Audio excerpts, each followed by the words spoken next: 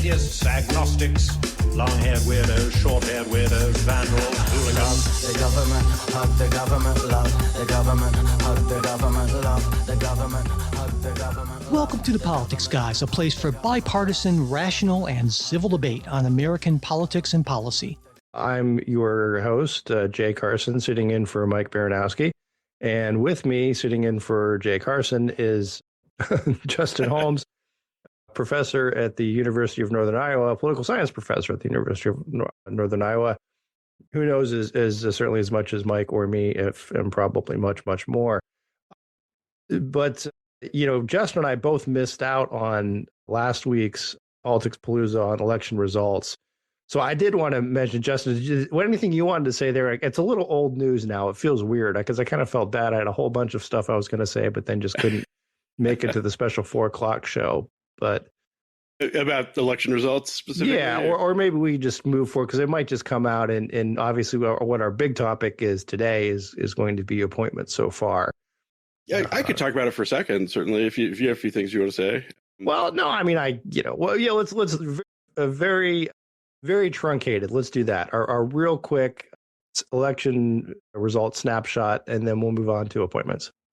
Yeah, absolutely. So as weird as this is to say, I think results-wise, this is actually like a pretty bog standard election in a lot of ways. You know, there's, and we'll get to this more, I think, in the bonus show, you know, about kind of the future of the parties and things like that. But, you know, there's a lot of Democratic hand-wringing right now about what went wrong and messaging and, you know, all these other things. And when push comes to shove, you know, when you have an unpopular incumbent and an economy that people are dissatisfied with, you know, the challenger winning by 2-ish points is about what you'd expect. So, you know, got my prediction wrong. I'll own that, although I had very little confidence in it. But you know, everybody's sort of scrambling to over-explain it, but I think the kind of standard political science answer here is that if you set aside all of the other stuff, and all of the other stuff is a lot, to be fair, you know, this is sort of a replay of any number of other sort of traditional elections. If you had two other candidates not named Trump and or Harris Biden, the results would have been essentially the same, is what you're saying, and I think I tend to agree with that. Yeah, again, fundamentals, all things being equal. Yeah, you know, and we're doing on campus an election, kind of a roundup later this week, and so you know, I just get to keep going with this stuff. And I know there's a disagreement with one of my colleagues. I do think campaigns matter a little more than she does, but yeah, I mean, there's a lot of evidence that, you know, campaigns at most matter sort of around the edges. And to be fair, in a 2-point race-ish, they're still counting. But, you know, the edges matter. But ultimately, the fundamentals matter a lot. And, I mean, this was fundamentals that were, you know, it's a good year to be a Republican and a less good year to be a Democrat. Yeah. And there are some things also that we've talked about structurally, the Senate map, et cetera, right? There was a natural Republican advantage there. Right. Going in that regardless of who the candidates were, you know, it was a likely Republican pickup. So no, I agree with you. I think on that, on the because I'm a big fundamentals kind of guy. That said, I did have a couple of observations. And the one is more on the Senate side and the House side as well. But I think in general, Republicans ran better candidates, fewer out and out weirdos than before. And so I think there is something that candidates matter. Mm-hmm. So, for example, you know, in 2022, Dr. Oz, Herschel Walker, some famous outsiders did not fare that well in comparison. Going back to my favorite couple years ago, Christine O'Donnell, you know. Taking, you know, eminently winnable races and throwing weirdos at them. Yeah, so I think there was better candidate selection here. I think there is also a big push. You know, back when you were a toddler, they had bumper stickers that said "Annoy the media, re-elect Bush," and I think there's something of that in this as well. That it's less an affirmation of Trump and more just a pushback against sort of what a lot of middle America sees as or sort of media elite overlord type folks.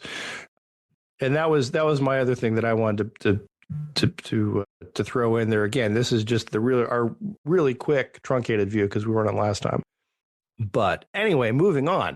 The biggest our story for the week, as President Obama famously said, elections have consequences, and here we are. President Trump has begun to pick his team for his cabinet and other appointments. And Justin, I'll say that my reaction through last week, I sort of felt, again, I'm going to date myself, but it's kind of like watching like Pulp Fiction, right? Where it's kind of, crazy and exciting and edgy and different in a lot of these picks. And then you get to the point where Bruce Willis and Ving Rhames crash into the pawn shop. And you're like, what the fuck? And I so we had sort of this, edgy picks, and then sort of what I'll call kind of like the bring out the gimp moment. I want to hear who the gimp is, because I've got at least 3 candidates for that. I'm not entirely sure. I would say it's Matt Gaetz, but I would let's go. We'll start with the sort of the I'd say more normal, or at least not out there pick. So he began by choosing Susie Wiles as his chief of staff. She has been a longtime campaign director, and I think for the most part that pick came across as, well, this is someone who's certainly a Trump loyalist, but that's sort of what you expect in a chief of staff.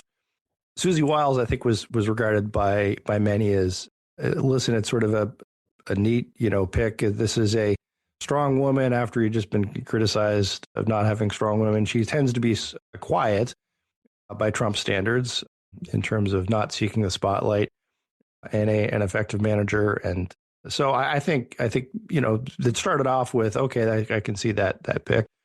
John Ratcliffe at CIA, again, someone who has had some legislative experience, some experience with intelligence, a Trump loyalist, certainly, but again, nothing shocking.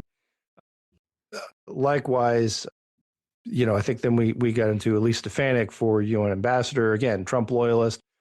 But I think a lot of folks would say, well, all right, again, this is an edgy sort of out of the box choice, but she could serve well as that in that position. Marco Rubio, Secretary of State, I think widely held. That's like my favorite pick actually so far. Of look, here is a senator who is generally regarded, little Marco, except by Trump, as a serious person. I think that would give some calm to our allies with Marco Rubio at Secretary of State. And again, certainly this is a Trump team, so to speak. And then, well, Kristi Noem at Homeland Security, which is when things started getting a little perhaps puzzling. And I guess maybe the argument as well, she has to go somewhere. I think from all the bomb sniffing dogs at the TSA, there was a collective, ruh-roh at that choice. And then Tulsi Gabbard as National Intelligence, the Director of National Intelligence, which that's when people started to say, this is a different team. Nothing against Tulsi Gabbard, but I that position doesn't strike me as her best place. Now, again, she's a former Democrat, Congresswoman, so there is some bipartisanship there. There are concerns, however, regarding some of her statements that can appear to be flattering towards Putin. Her position on Ukraine, although again, National Intelligence Director, it wouldn't necessarily be the same. So then we're now to about Thursday, I think, Wednesday or Thursday, and it's all such a blur. Yeah, Pete Hegseth for Secretary of Defense. Pete Hegseth, who is a host on Fox News, Fox and Friends morning show, and a veteran who seems, again, he's certainly amiable enough on the show, who served his country, honorably. and I've got no issues with that. But I think you can make the quick observation that this isn't a Dick Cheney or a Cap Weinberger or someone like that. So, but I think a lot of folks were still, looking at, okay, well, it's Trump, it's out of the box, it's different. And then sort of the bombshell, Matt Gaetz for Attorney General. And I think we can talk about that in and of itself, but I'll hit the one more. This is, again, sort of a continuation of the bring out the GIMP moment. RFK Jr. for Secretary of Health and Human Services. There are a bunch I'm leaving out because there are about 20 some that we've got, but and there's two special ones that you and I are going to talk about in a special section. But I want to get your thoughts first of all. Generally the team leading up to, and then I think draw the line when we get to the Gaetz RFK picks, because I think those two stand out as significantly different. I think the Senate's like if there's rock bottom, I think the Senate's going to look at it that way. Basement below rock bottom, yeah. So, yeah. So, I feel like broaching Pulp Fiction with me is a dangerous thing because I tend to have a mouth like Samuel L. Jackson, and not doing that on the podcast. But you get me, and well, so does Mike. I think that with the cultural references. Oh, I knew exactly where this was going. You're an old soul, yes. The greatest summer of my life. We had a movie theater that converted into a dollar theater, and they just held over what they were already showing. And it was Pulp Fiction and Jurassic Park were two of them, and I saw each of them like 11 times that summer. So wow. Oh, it was fabulous. So anyway, we had a theater in Columbus where it's like you could also order like beer and pizza and sit there, and they would have they had like a Pulp Fiction Reservoir Dogs double feature. Oh, fabulous. Where I took my wife, future fiance, but beyond that, going back to the actual politics of it. Boy, I've sidetracked us early today. Yeah, I mean, I think some of these are fairly typical sorts of appointments. I'm always a little surprised when I see some of the names, just because I think it's weird to see people shift roles and things like that. But the Rubios and the Stefaniks and things like that. I mean, I don't think any of those are unexpected. Rubio maybe a little. I feel like in the 16 primaries, he had just a special disdain for little Marco. Rubio unexpected in the sense that he's too conventional. Right. And, and I don't feel like somebody in Trump's orbit necessarily, but, in terms of following like a fairly traditional path towards, a cabinet position, I certainly can't argue there. Sort of my initial thought with all of these is if you wanted to invade the Dakotas, this might be the perfect time to do it. If we're going to pull out both, I don't know why you'd want to invade the Dakotas exactly, but, right. To have both of them have no governor for a little bit, I was going to run roughshod over. What they did people. in Red Dawn. Again, cultural touch point. Although I'm not sure it was the Dakotas or Colorado. It wasn't. I'm not entirely clear. I'm pretty sure it was. You wouldn't said anything in the Dakotas, and I can say that with confidence because the percentage of our listeners that are from the Dakotas. I apologize to one of you. So anyway, so I think a lot of those are standard. I think just to even before we get to the bottom tier. I think the couple of things that stand out for me, apart from kind of the Rubio and Stefanik and a couple others, is kind of there's a combination of two things. I mean, one is that a lot of these folks are very much Trump insiders, loyalists, et cetera. I mean, Noam, apart from the whole dog business, has had the complete MAGA makeover. I think they all go to the same plastic surgeon or something, so it's the haircut, the lip fit, like they all, anyway.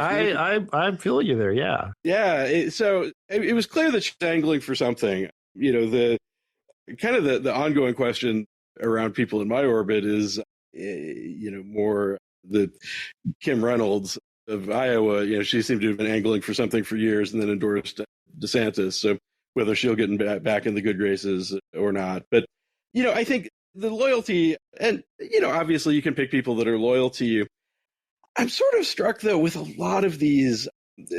There seems to be sort of a lack of basic experience and qualification, with the number of these. I mean, Rubio's got some foreign policy experience and such, and I actually like Doug Burgum at Interior strikes me as fairly reasonable. But when you start getting further down, and you don't have to go very far down, there's very little experience in the area. Whether it's Tulsi Gabbard she was really kind of a nothing, for Democrats. Certainly she's gotten some vitriol, since she left and as she was leaving. But, my thought on her just in general is, during the time she was there, she was just inconsequential, just kind of nobody. And the hex is, well, there's 435 members of Congress. They don't all get to be rock stars. No. Let me, before you get to Hegseth, because I agree with you, and I have an observation and maybe a theory on that. And what struck me is that so many of his picks are coming out of the legislature, either current or former legislators, which is a little unusual, right? You always would have some in the mix, but I think this is much more of a legislative mix. And my theory behind that is sort of a Trump distrust of, the deep state of government regulatory agencies, of anyone who had worked in an agency before or headed up. Again, Burgum's a little bit different because he's a governor coming in, but and Noam, I suppose, but there is this sense of picking folks who are very much political. Yes. People, right. I mean, I don't mean that from the political branches, not bureaucrats. Political, but elected, right? Certainly, right. Elected, and that could be a function of, I don't want to say Trump's attention span, but maybe what attracts his attention, right? He might not. There might be, some really great people who have, served as the deputy undersecretary in whatever department in the Bush administration or something, but Trump would never know about him or hear about him, right? Just because he's not looking there. And I wasn't going to go as far as deputy undersecretary, but I was going to say undersecretary in the Bush administration. Yeah. I mean, that's your kind of standard path.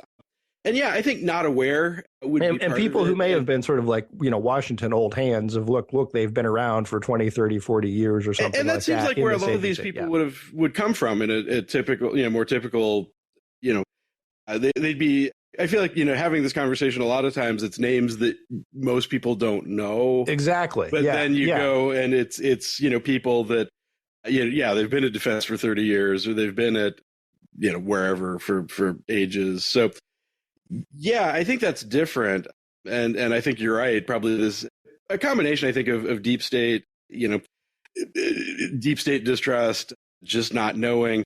And I suppose the other sort of elephant in the room is that look how few carryovers there are from his own past administration. Yeah. Oh, yeah. Because nobody wants to work with him. I mean, heck, we're all in Harris commercials by the end. So, I mean, this is such an odd, we're doing the whole Grover Cleveland thing again. But he wouldn't even have to go back to somebody else's administration to start grabbing people. But he's not even grabbing people from his own previous administration, right? Which is kind of striking. So. Right. But go with Hegseth, who's been on Fox News for 10 years or something, probably. Yeah. So Hegseth. I mean, just that it was kind of jaw dropping for me when he's announced. So I mean, the initial observation that I have, admittedly, you were hoping for the MyPillow guy. To be my expectation is that every barracks in the army is going to get a MyPillow is where this is headed. And anyhow, but I really only knew him kind of as a Fox person. Okay, fine, he's got some military background, and certainly not to disparage anybody's service, right. But a couple tours as a National Guard soldier is pretty different than the kinds of people that end up at Secretary of Defense. So does Mike, and God knows I wouldn't want him as Secretary of Defense. Yeah, fair enough. I played Army a couple times when I was a kid, and so apparently I'm almost there, qualification wise. But I think that's a radically different thing. I mean, if you look at the kinds of people, I mean, they have, again, not to disparage anybody's military service, but there's a difference between being, what was he, a major or something like that, leading kind of a small to medium sized group of soldiers in one conflict, versus doing kind of grand strategy, kinds of things, which... Well, not even so much grand strategy, but just a whole lot of administrative stuff. Right. I mean, there's... ultimately you get into that and gosh, I mean, being a general, I suppose, there is a lot of, I mean, I'm saying, it's like CEO grand strategy to the extent of appropriations and where are we moving money to.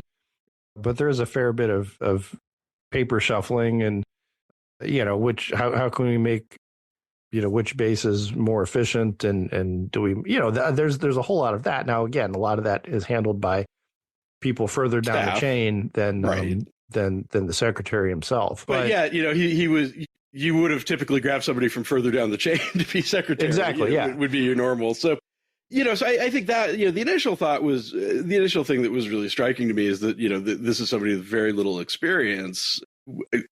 I guess I say like really no relevant experience. And I think, kind of the couple things there that Trump likes is, he likes people that look good on TV. And, clearly he's been doing that for a while. And he does have this book, that's mostly railing against wokeness in the military. Right. And certainly that has some strong Trump appeal as well. This is one of those weeks where, like, I feel like, we're having this conversation on a Saturday morning, and by Saturday afternoon, like, who knows if any of this will be relevant, at this point. But, he does have a fair amount of baggage with him that has sort of come out, and whether any of that sort of sinks him or not is kind of a question. But there is some sort of simmering sexual impropriety scandal out there. Yes, I heard about that just yesterday. Yeah, and although I mean, look, in fairness, in these kind of things, I'd say, well, so does Joe Biden, and that that's we'll wait and see. I'm willing to reserve sort of judgment on, which is why I was pretty Well, I was a little cagey about it. Just simmering and honestly, I haven't seen much in the way of details. I mean, it was as supposedly some sort of Republican, but it's not like there was an indictment or House ethics investigation. For what that's worth, for like there may, like with some other potential candidates.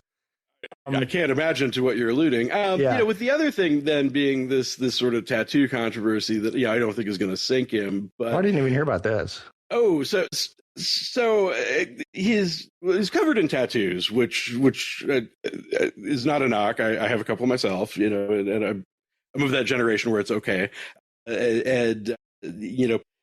but he got pulled off of some assignment because some other soldier reported one of them as being sort of a white supremacist aligned tattoo.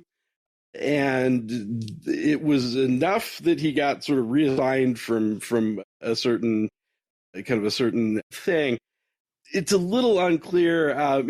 It's I have to admit, I'm not up on kind of all of the white supremacist tattoo symbology, at the moment. But, it appears to be sort of a crusade oriented, which kind of a series of kind of medieval cross looking things. Yeah.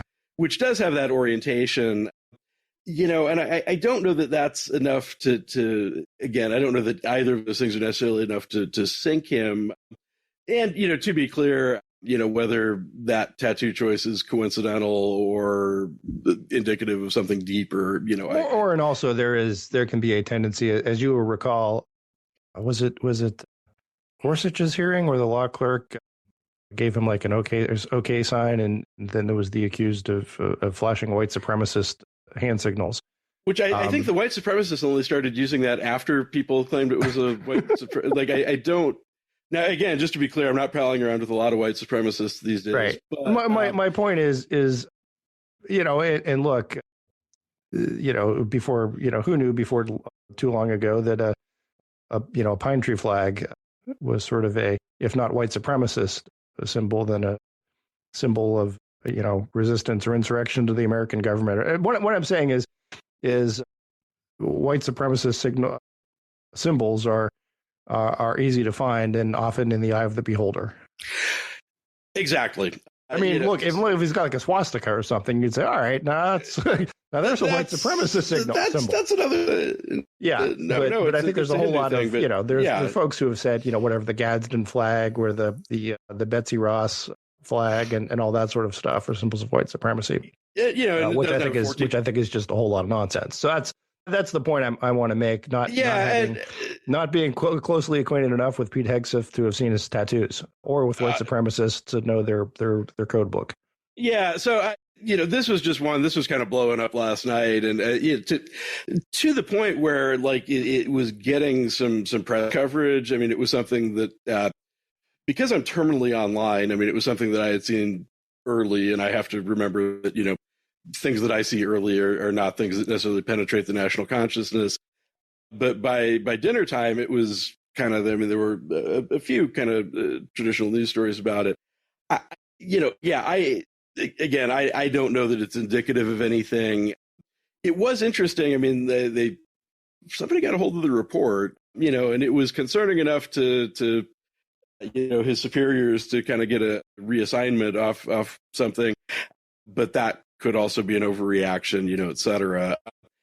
And, again, I don't know that either of those things. And, I suppose we have to say, guilty till proven innocent on, both of those counts. But you get to then the whole package, I guess, is, kind of my thought on this, where this is sort of, you're adding those things on top of somebody that's not particularly qualified, is right. Sort of, which I do wonder, and I think where I'd like to go with this later, but we should talk through a couple other nominees first, is, the chances of some of these and are they going to get any pushback in the Senate? But anyway, that's sort of before we get there, because I do want to sort of make another point that to me, and I kind of want to get your perspective on this. One of my constant laments throughout the show about a lot of times Republicans in office is sort of the, was it Casey Stengel or was Yogi? Yes, Casey Stengel of can't anybody here play this game? That Republicans are terrible at the insider politics, and dealing with the administrative state. Mm-hmm. And I think the Trump theory is, I'm going to put in these people who are absolute outsiders, and they're going to come in and they're going to smash the whole thing. If that were my strategy, right, and if my plan was to defang the regulatory state, and it may be my plan, but it seems to be Trump's plan. Sure. I don't know that that's the best way to do it, because I think these folks, my concern is that lack of experience, that lack of knowing where the bodies are buried, the lack of sort of the institutional history with a lot of these departments. That puts them at a big disadvantage. If you want to come in and say, okay, there's a new sheriff here and we're really turning things around. It takes a whole lot to turn around the bureaucratic ship. And I don't know that. I think what you need is someone who is skilled in that insider stuff. I could argue that's just kind of my observation here, but we can go on to talk about the. No, I think that's an interesting point. I mean, my reading of this is actually that perhaps choosing people that don't know anything to break everything might be on purpose as well. So, in terms of being systematic about it and such. Yeah, they don't necessarily have the insider knowledge and whatnot. But gosh, you could really hobble some of these departments just through sheer incompetence. And, it maybe doesn't do the longer term goal. Well, so my take on that is that the bureaucracy marches on regardless of who the secretary is. You know what I'm saying? It's sort of like, right. They're going to, unless we're going to fire. They're going to do what they're going to do through the Department of Government Efficiency, which we'll get to in a minute. But so, yeah, I think that's a definite possibility there, as well. So, yeah, maybe it does make me wonder, I suppose another possibility is that, is there somebody else that's sort of calling the shots over some of these a Bannon or a Miller or somebody like that. And Yeah. maybe it doesn't matter so much who the individuals are, but I don't know. No, that's a good thought too. But we should at this point bring out the GIMP. We got to move on to a couple of them, yeah, because we got two outstanding candidates here, I think. So for the first, I would say, in some of the press accounts I've read, the Matt Gaetz appointment, there was one, and I think it was sort of a Republican leaning type publication. That's where there was a audible gasp from Republicans, and I think I would count myself among those of like audible gasp of like, wait, what? There was with the Gaetz appointment. Have you seen the Ben Domenech statement? No. It's unreal. He just shreds him. It's anyway. Ben Domenech, for those who aren't familiar, of the Federalist. Is he still with the Federalist, or is he with? He might be with something else. He's also. I'm thinking he moved on. He was head editor of Federalist, but I think he's. Oh, but just I mean, basically that every Republican hates him, and he's full of drugs and smells of booze and lube, and that's the other thing with Gaetz. It's not only the qualification bit. It's not only the ethics, potential criminal issues. To remind listeners, he was accused of underage sex trafficking, drugs. What else? Was dumb enough to pay them through Venmo. Yeah. At least he's tech savvy. Jerry Springer. Jerry Springer with the bounce check, yeah. Bounced a check to a prostitute, yeah. But here's the thing that's even worse than that. Bill Clinton did a lot of shady stuff, but he was still a likable and well-liked kind of character. And I don't get that from Gaetz. It doesn't seem that like anybody, there are some folks who are sort of lovable scoundrels, right? Who can sort of survive some of these ethics things because of it. Yeah. He does not seem to be one, and most of his peers really don't like him. And there's not even any, to me, I don't see, there's no ideological piece, right? And people have said, Matt Gaetz is really conservative. Well, I mean, it depends on how. So are lots of people. That. Yeah, I'm not. Yeah, I'm not sure that there's any ideological core there. What does appear is he says he's really, really, really, really loyal to Trump, and by what sort of what you had said earlier, you don't expect a president to go out and pick people who would be disloyal. Right. But by the same token, the personal loyalty to, one personal figure, you would think there ought to be other things that you would add in there. And then there's also, I think, a potential theory. Well, it's not a potential theory, it's an actual theory. Is Gaetz being selected as sort of the lightning rod nominee that will draw the fire and maybe makes it, maybe doesn't. You can take him to let everybody else through. Exactly. If he makes it, great. Trump got a loyalist through. He's shows how he can control the Senate. If he doesn't, he doesn't. And Matt Gaetz is at everybody's hair. I mean, if you credit, and this is always the debate, right? Is Trump nuts, or is he playing 5-dimensional chess? If you credit him with the just nuts, real simplistic view, if he wants people who are loyal to him above all else, well, then it's the one. If it's or maybe he is thinking more strategically.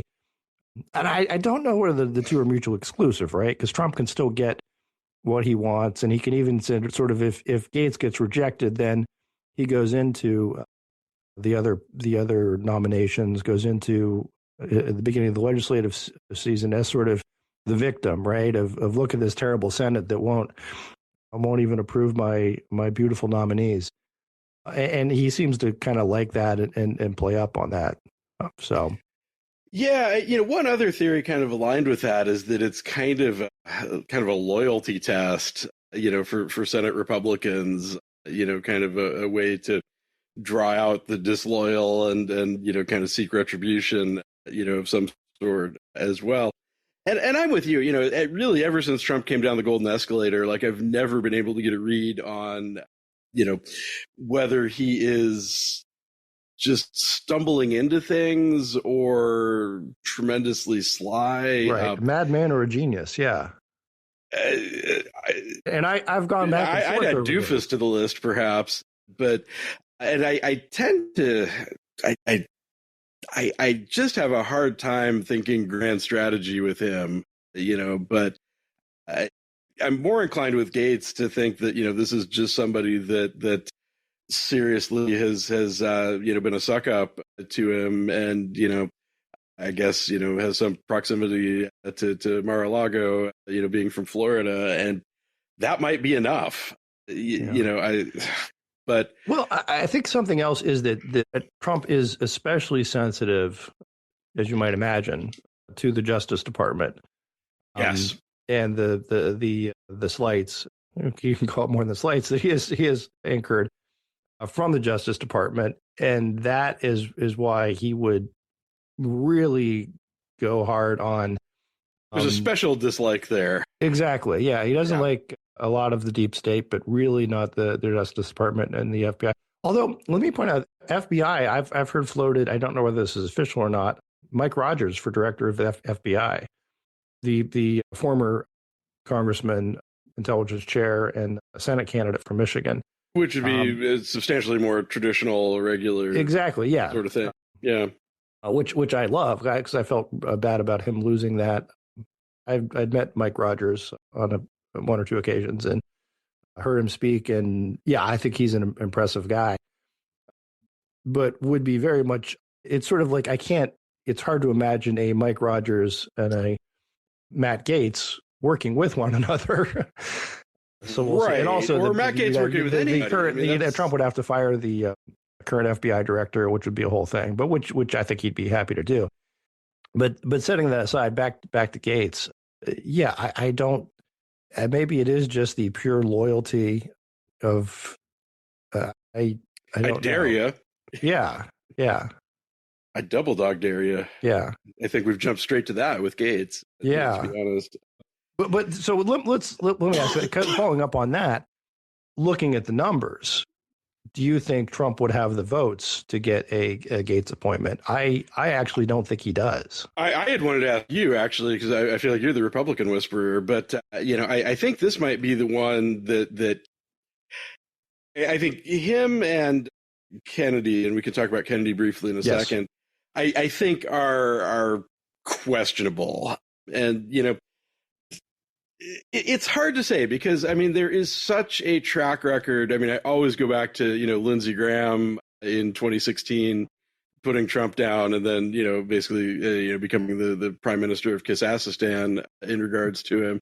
And, it seems like a lot of people fall in line, but that Gaetz may just be a step too far.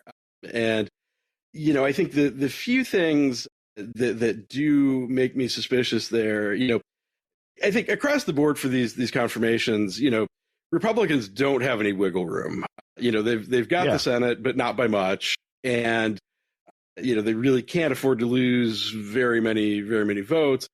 I would guarantee that absolutely none of these people are going to get, or at least the controversial ones. there is zero Democratic votes there, at all. Yeah.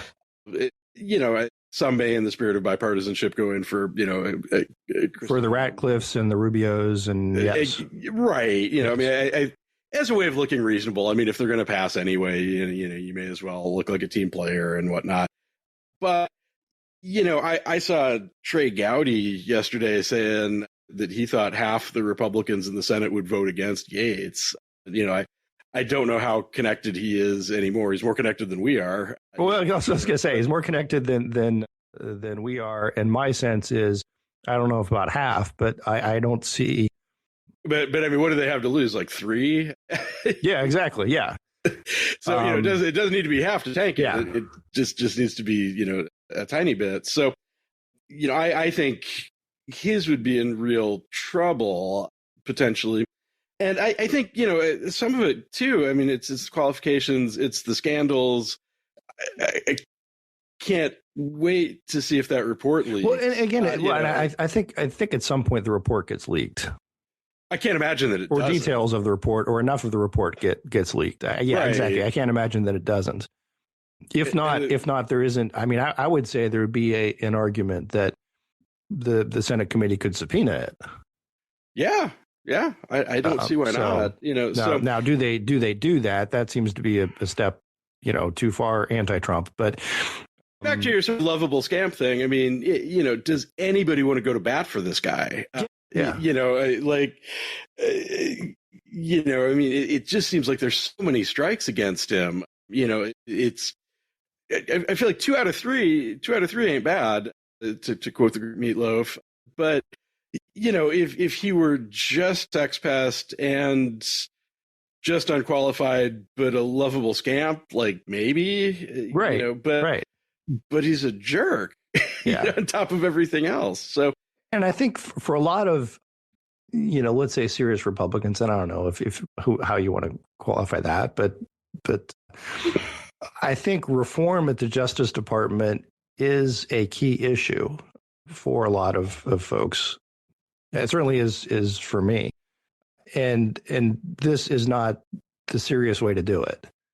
Right. So I think you're going to see a lot of that pushback in the Senate. I just feel like there's like 4 or 5 angles that people could not like him on. And that really makes it hard.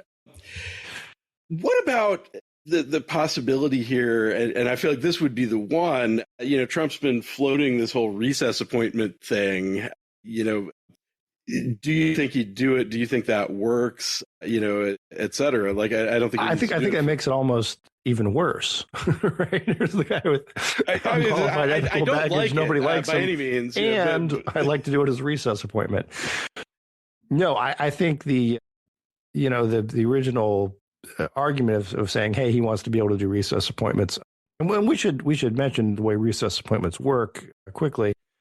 Is that, yes, the president does have authority to make recess appointments. That is sort of a constitutional holdover, not a holdover. It's in the Constitution. It's right in there.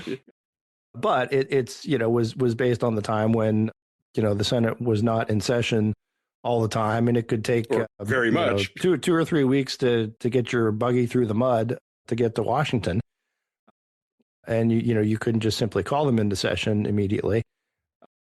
And the sense is that you could have people who could work, but then they're subject to a limited period, and then their term expires at the end of the legislative term. The other, people have pointed out that you have had presidents recently, and also not so recently, who have made a lot of recess appointments. George Bush did of John Bolton, which was a controversial recess appointment. And then Obama was taken to task over recess appointments to members of the NLRB. But the issue there wasn't so much that they were recess appointments. The problem was that the Congress or the Senate wasn't in recess. Right. that was the bigger issue with the constitutionality there. And it seems that what Trump is asking is for the Senate to simply say, we're not coming. So please, go ahead and appoint people. I think that would be a dereliction of the Senate's constitutional duty. It's one thing if you actually are in recess. It's another to create a recess. Some folks have said unconstitutional. I think it was best phrased as a Wall Street Journal editorial saying it's anti-constitutional in a way, right? It's certainly seeking to evade the constitutional requirements. And the weird thing, of course, is that usually you aren't concerned about recess appointments when your party controls the chamber. Yes. So, although I think in the Obama case, I think it was a filibuster issue, if I'm not mistaken. Exactly. Yeah. With Bolton. Yeah. It was just they were refusing to take it up. Refusing to. Yeah. So. Yeah. I mean, the other thing, the Noel Canning. And I think there's a good argument that, look, a president ought to be able to staff his government without the Senate shutting him down. So, yeah, there's that. But yes. But they do have a role. Yeah. And I would expect that the Senate will be in town on January 20th. So, right. And the Noel Canning v. NLRB, the standard there is that they have to be recessed for 10 days, right? Which is like, it means it's a real recess, and it's not a real like recess. It's not like a haha, we're in recess, duck out of the room, and then get the appointment, and you come right back. Exactly. Right, and admittedly, not knowing all of the history of that, I mean that feels like a standard pulled sort of out of nowhere. But if that's allegedly the standard, you're not going to get to that. I did think sort of in the Obama, I mean, clearly it's political. I'm not wild about it, but yes, they were in recess. They weren't in recess, but it was somebody came in and banged a gavel once a day, and that was that was it. So I get the frustration that he's got there, but yeah, just seeing that floated. I mean, Gates strikes me as the one where this would be one, if you had to do it. But I tended to share. I mean, gosh, if they don't like him and that many people don't like him, I can't imagine they're going to adjourn to let him through. Exactly. Right. So an extra special favor, which would likely end up in, litigation. Yeah, I can't see that happening for Gates. So, but let's move on. Let's the other, and again, we can't get to everyone, but RFK is someone we certainly need to talk about. You can, on the one hand, say this is a commitment to bipartisanship. We don't want him. But, as a Republican, I would be remiss if I didn't point out that, RFK is to the left of much of the Democratic Party. And this is a position where there's a fair chunk of federal money that falls under his supervision. And also the Health and Human Services. And also he holds some, let's say, unorthodox views on a lot of things, including vaccines, including, oh my gosh, well, all kinds of, make a list. Genetically modified food, pesticides. Well, I mean, vaccine, the thimerosal argument, that was all him back in the early 2000s. Potentially caused a measles outbreak in Samoa. It's just, what the hits keep coming with this. And then there's the weird thing with the bear, but I would have nominated and the whale. I would have nominated him as the Secretary of Interior just because of the bear thing. But the bear thing and the whale carcass on top of the car. Yeah. I mean, this is a moment where I wish we were doing video, because the expression I have on my face is just I can't put words to it. I think in some ways, I mean, gosh, it's so hard, to say this, but gosh, in terms of damage, he might be the worst. I mean, I think he might be worse than Matt Gaetz in some way, which just pains me to have to. So I can. It just pains me to have to utter that phrase. But no, as a Republican, I would say I would tend to look at it as like HHS is so kind of screwed up, and the sense of what it does tends to be mostly things that Republicans aren't crazy about in the first place. So look, if you want to have RFK passing out the welfare checks and signing the Medicaid and Medicare stuff, what the hell, as opposed to justice, which would seem to be more of a, I think, ideological priority for Republicans. But no, I think point well taken. The Trump's thing on RFK was, as long as he stays away from the oil, he's okay. But I think even if he's confirmed, I don't see it lasting long. I can't imagine that they get along, for long. And I mean, this is one where, I mean, RFK flat out, he had gone to Harris as well. I mean, he was just angling for, flat out said, like, I'll endorse whoever if right. You give me something. Right. And so, and I suggested as Deputy Undersecretary to Kid Rock or something, but nobody took me up on that. But oh dear, I can't wait till Kid Rock has the National Endowment for the Arts. Exactly. Put Kid Rock in charge of the Kid Rock in charge of the and make Kennedy the Undersecretary there. Yeah. But I think, just to the extent that, that HHS, controls substantial kind of research dollars and things like that, and can conceivably, pull the approval of various drugs and things like that. I mean, this is just, just off the wall, particularly having come through COVID, for gosh sakes.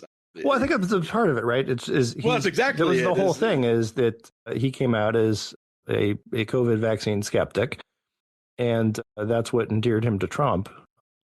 And I think the issue, which is bizarre in itself, because I should say endeared him to Trump, endeared him to Trump's voters, because Trump and vaccines is kind of a weird thing, right. Actually. Warp speed. I give him very little credit.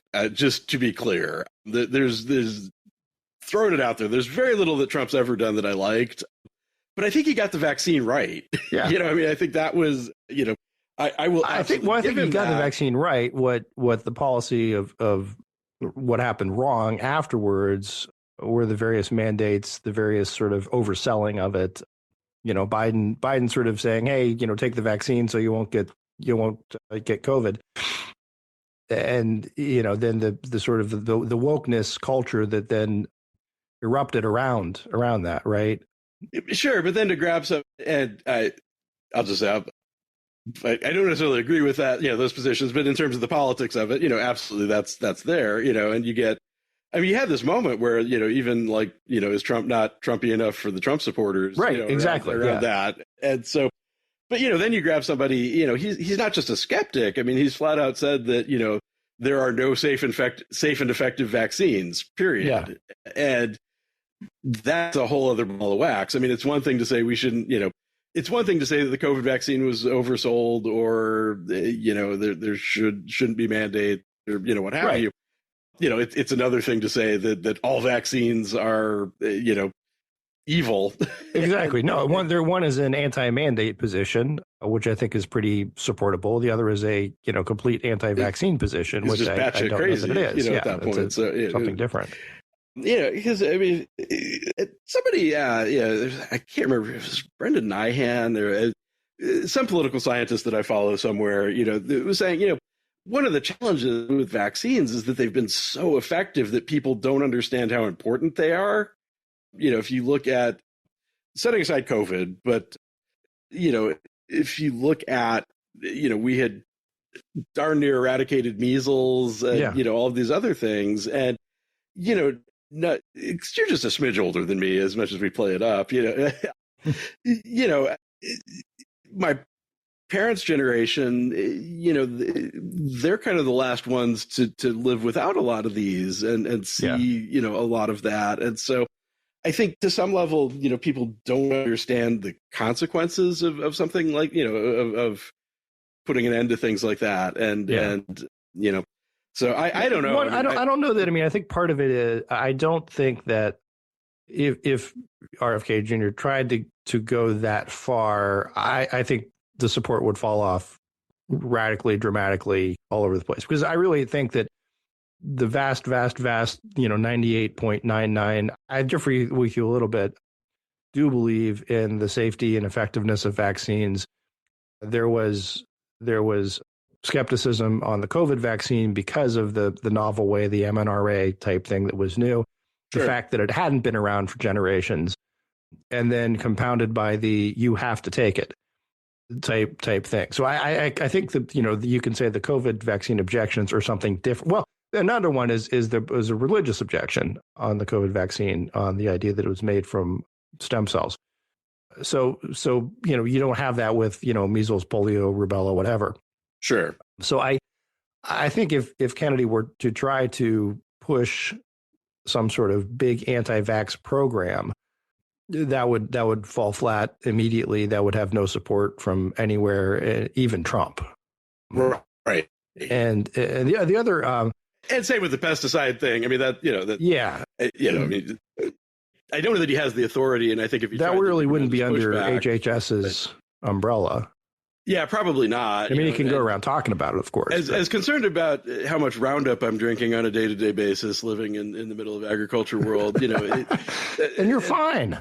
I've lived it. It's not even in the top 10 bad things that go into my body most days. But I think the pushback there would be swift and brutal. So, but then, at that point, I guess if we set all of that aside, and gosh, that hurts too, but setting aside all of the crazy, he's also just patently unqualified, once again. This is somebody that frankly, he's a Kennedy. Come on.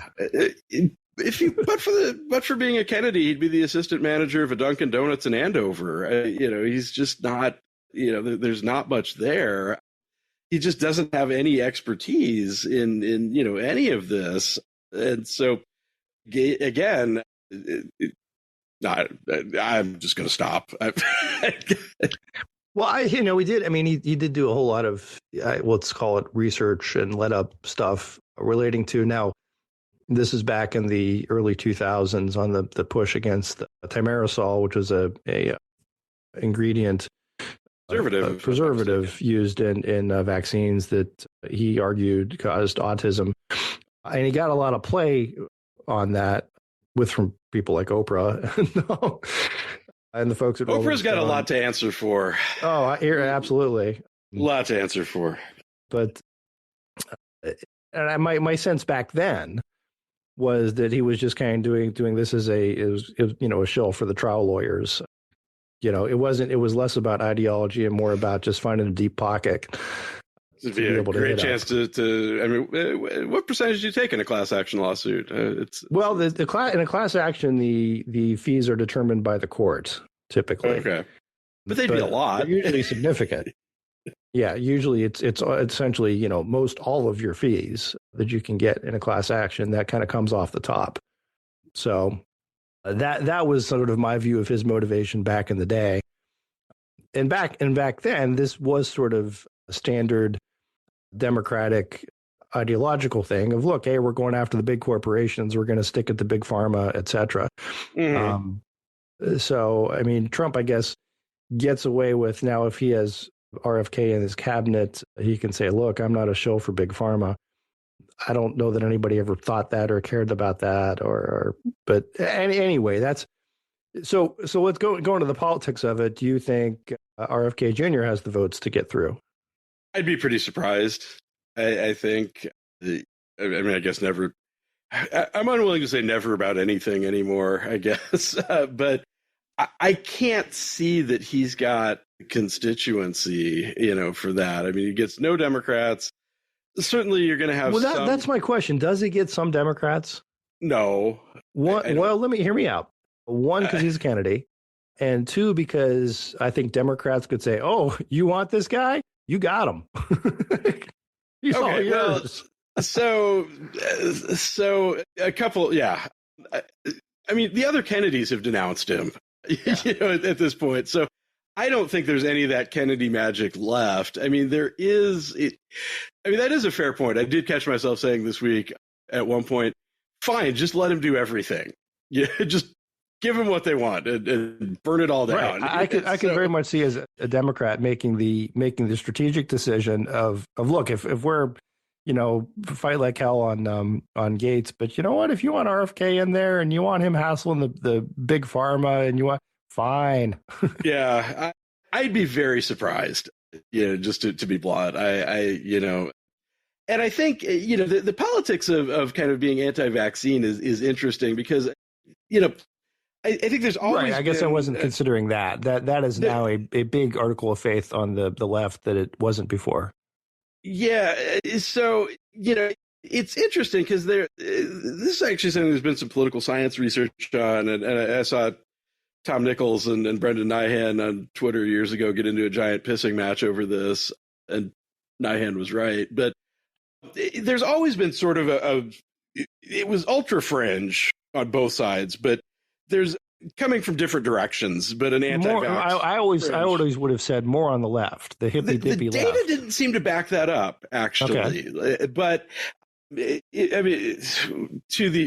the caveat that it was a small enough number on both sides that the margins of error are huge, and God only knows. But the Democratic argument is, yeah, pretty much what you're saying. I mean, it's anti-pharma and also kind of crunchy granola, kind of stuff. And on the right, it was kind of there is a version of the right that is also pharmaceutical skeptical and kind of just skeptical of everything. But I think on the right, I think the objection is more no mandate. Well, that's the later objection, but there was, and again, it's pretty fringy, and to be clear, on the Democratic side, it was pretty fringy too. There's also been kind of a yoga to MAGA pipeline a little bit. of which nobody really expected, but of, kind of these crunchy granola types that came for the anti-vax and left for stayed for the wall. Yeah. Stayed for the wall. Yeah, exactly. So, but I think there is still a left anti-vax thing, but I don't feel like they hold any kind of sway with anyone in power, because and that's with, I think, a lot of left, things. I mean, there are crazy things out there on the left, and they don't have anybody sticking up for them that can do anything about them, whereas I feel like, the anti-vax thing, at least on the right, like has a political constituency, now. But no, I can't imagine a Democrat crossing, and I just feel like. Well, I would say on the left now, there's the anti-vax, sort of like there's the. I'm counting antis now, but yeah, probably so. Yeah, more kind of like, and again, because I think Trump is such a tremendous source of mass, like a black hole, distorts all of space time around him, and I think that look, if Trump comes out vaccine hesitant, even after warp speeding the vaccine, I think most of the Democratic Party has to reflexively jump in and say, "Oh no, we'll take any vaccine anytime, anywhere." Oh, after that, I went and got 4 myself. Exactly. Yeah. You know what? I'm getting an extra one just because screw you, Trump. I did a pharmacy crawl to make sure that I could get as many as I wanted. But I mean, I sort of joke also about, for years and years, I was, preaching my sort of the Cold War gospel of don't trust the Russians. And all it took was Trump to say a couple nice things about Putin, and it brought, all of the Democratic left on board with that. But so no, the editorial staff of the nation explodes. I do maybe reconsider my remarks that there would be more of an anti-vax coalition that would make it harder for Democrats to give RFK a pass. I think he brings so little to the table for Democrats, and so much zany. Zany is a good word for it. But the hearings would have to be so much fun. Those I think I would look forward to more than anything. Yeah. And again, I want to get more info on. So about that bear, how did? The bear and the whale both. For people who aren't familiar with the story, I don't want to go into the whole thing, but yes, please look it up. It's this sort of strange thing of RFK was going falconing for the weekend out in the country, and the car in front of him, as normal people do. It's exactly, because and then the car in front of him supposedly hit this bear cub and killed it, and then RFK again did what anybody would do and pulled over and took the bear carcass and threw it in his back seat because he was going to eat it later or something. Then returned to Manhattan and had a couple drinks, and then realized he had to catch a flight, so he couldn't really take the bear carcass with him. So staged this sort of strange apparent accident where it looked like the bear got hit by a bike and left him in Central Park. I mean, it's just sort of, again, I could, if you made this up, people would say, you know what we should do? It's just one of those things. Every so often you hear a story that just sounds like it started with, we've been doing bong rips for 4 days, and then and this has every bit of that. And then there was, there was press coverage, obviously, of this whole bear thing of bear cub discovered in Central Park, and this was, so crazy, and then it, turns out it was RFK all along, kind of thing. You could have gotten away with it too if it weren't for the crazy kids. Yeah, and to throw into the mix, and then we should probably move on. Yeah, we'll move on to something that is, I would say, out of the box, but not entirely crazy. But he's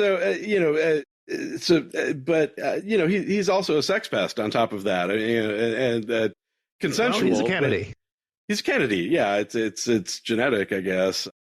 But I mean, just the long list of. It's a long list. That's all. But that seems like the unifying theme through a lot of these, is the sexual impropriety as well. So, and I guess my last on the political question, Oh yeah, go ahead. In this case, would this be another one that Trump might be willing to say, "Hey, great, Bob, does it go by Bob, Bobby? I don't know. I'll make you head of HHS, knowing full well that he might get hit in the hill of dead cats or bears, and Trump can say, "Hey, look, I did what I could. Go back to the falconing." Yeah, and certainly one, and again, this goes back to something, is he crazy or playing 11-dimensional chess? I have seen, kind of on the left, and I don't know if it was from anybody worth listening to, but that this might be a way to actually, not just a lightning rod, but designed to fail so that you could put in somebody competent that could, say, revoke approval for, the morning after pill and things like that. That. Well, but you think Trump has any interest in doing something like that? I don't think he does. I don't know that he does, but there is.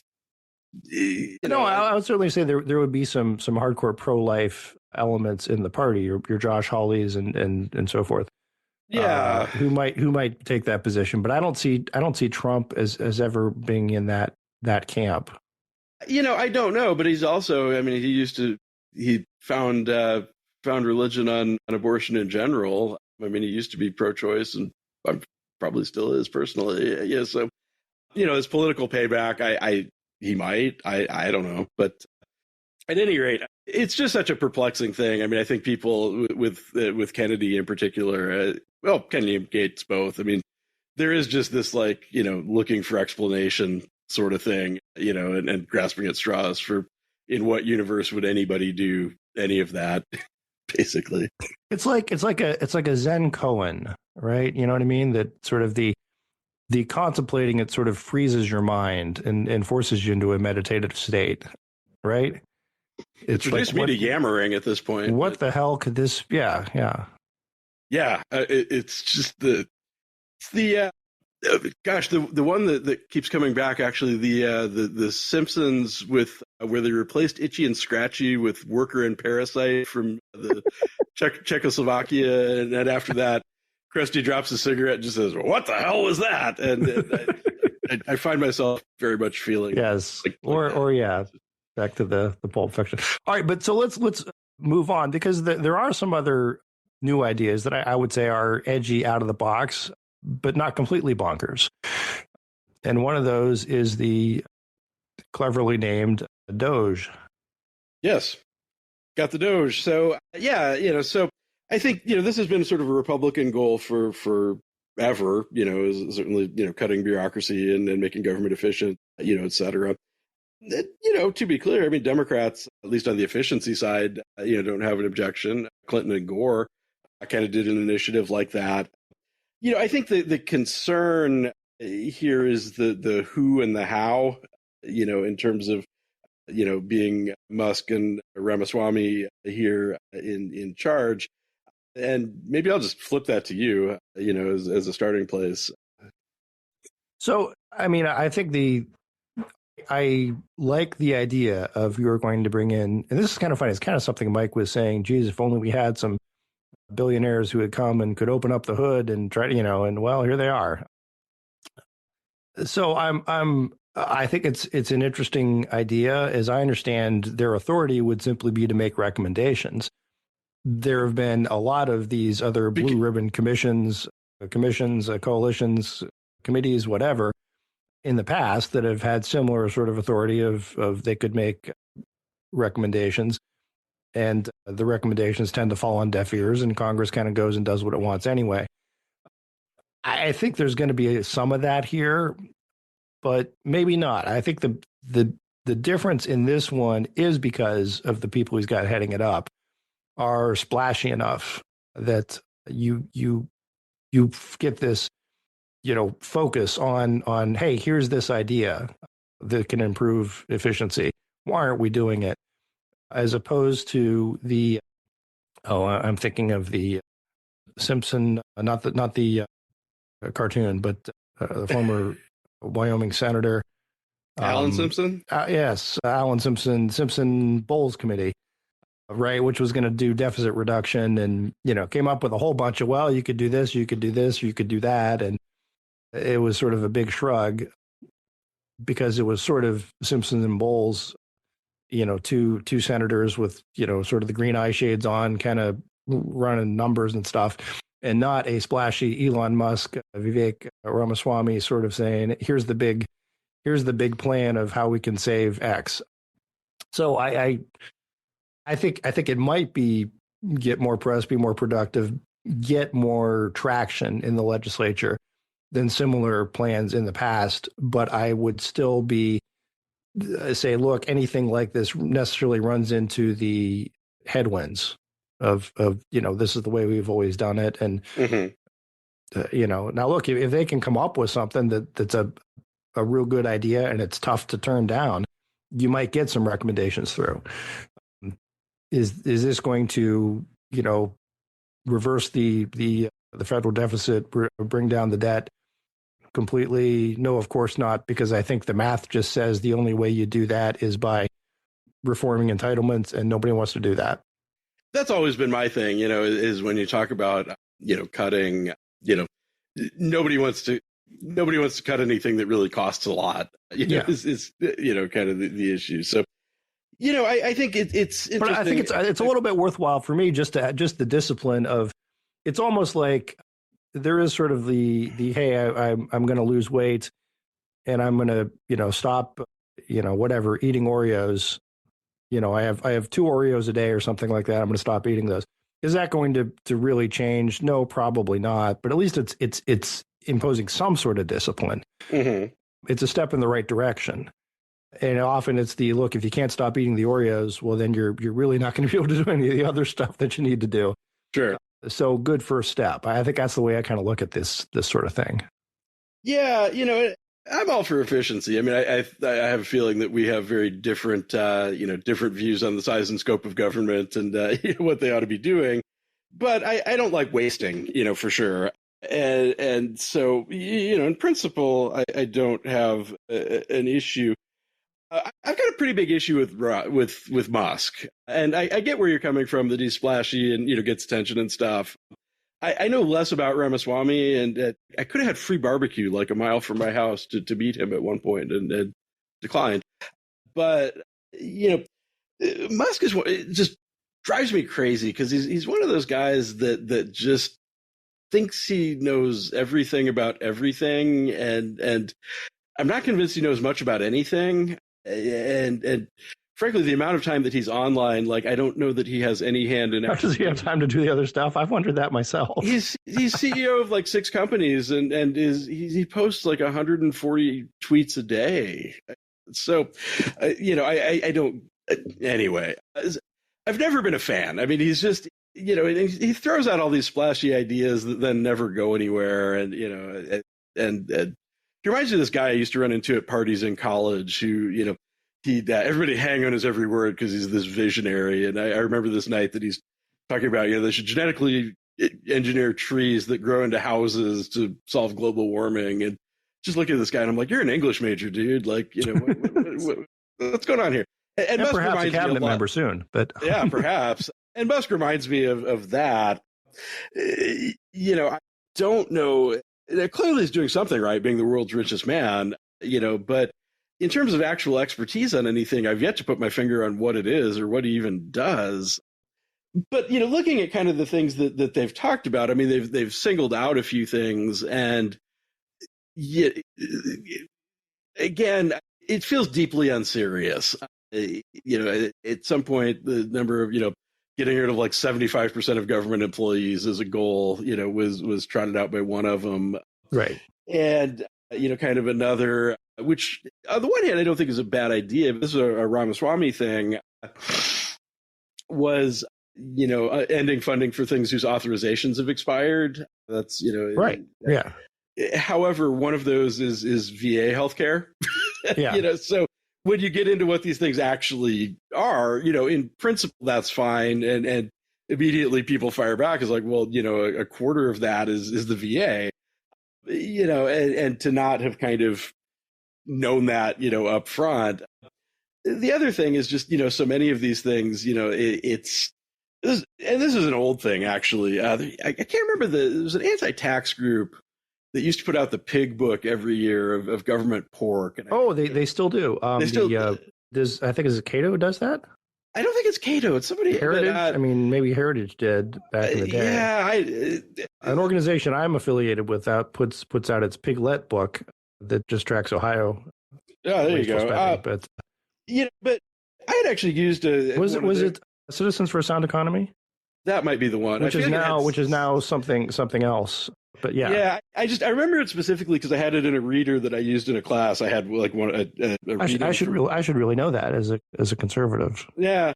But no, I can tell you it is. I believe it's still put out every year. Yeah, and so my gripe with them, and again, not that there's not stuff that government wastes money on, but they tended to just glom onto things that sounded funny, and mohair subsidies.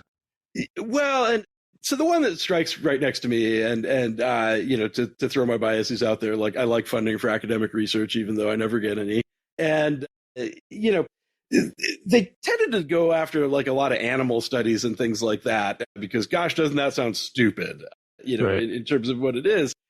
But they tend to be the sort of basic science things that are like really important, in terms of sort of, fostering our understanding of things. And there's a grant to Iowa State University that popped up on their list one year, and it was a study of like, the aroma of pig shit. And, it's just perfect for them. They're putting out the pork book.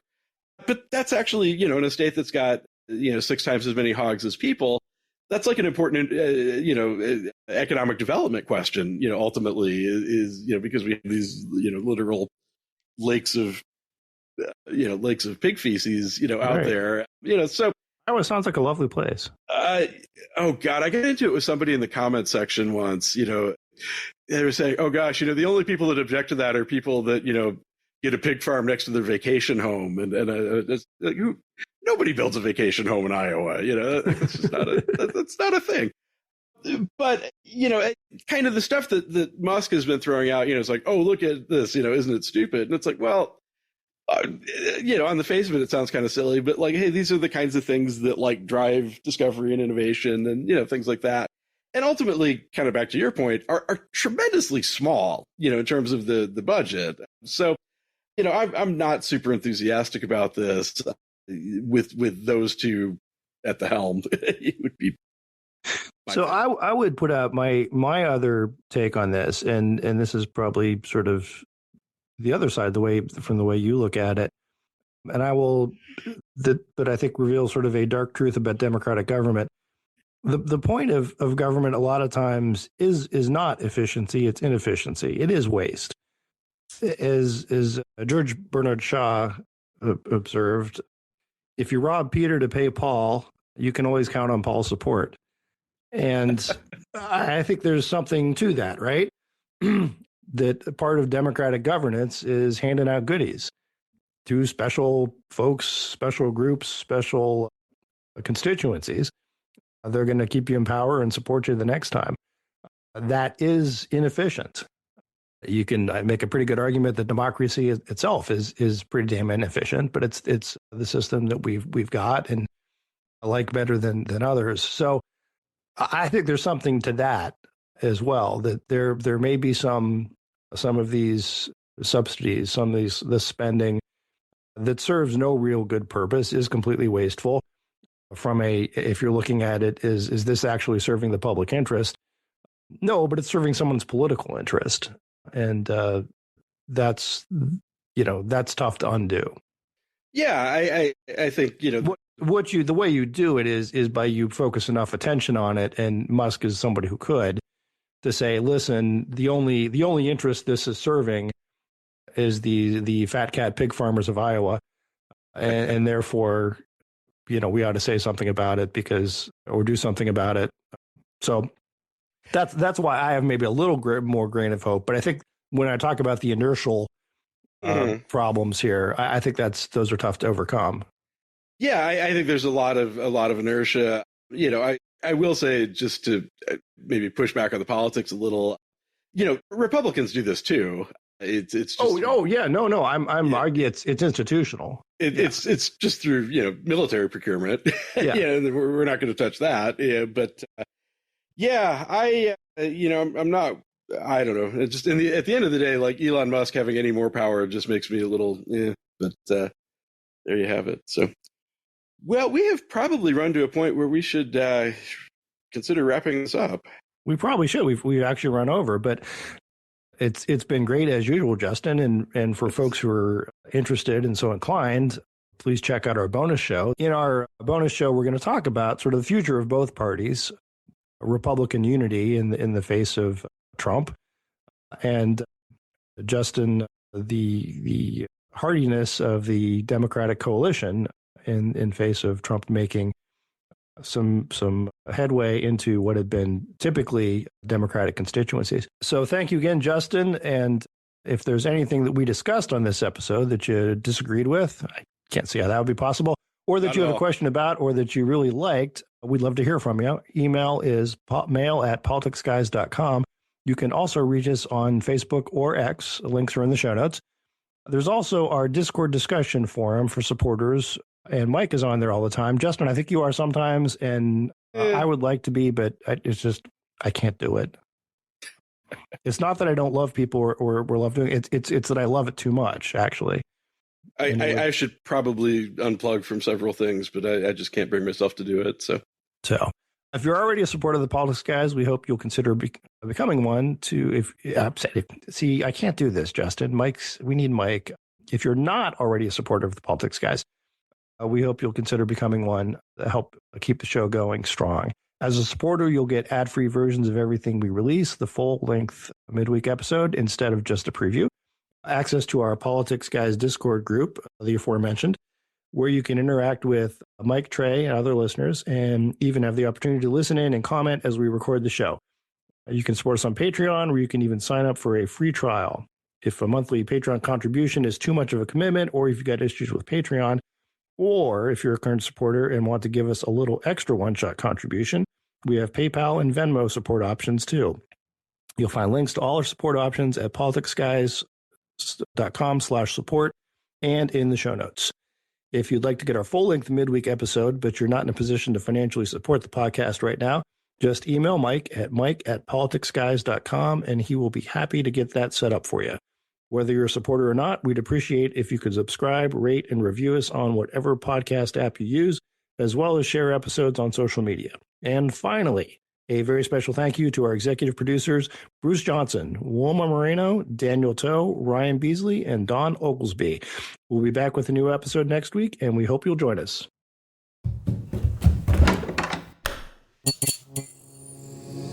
This podcast is part of the Democracy Group,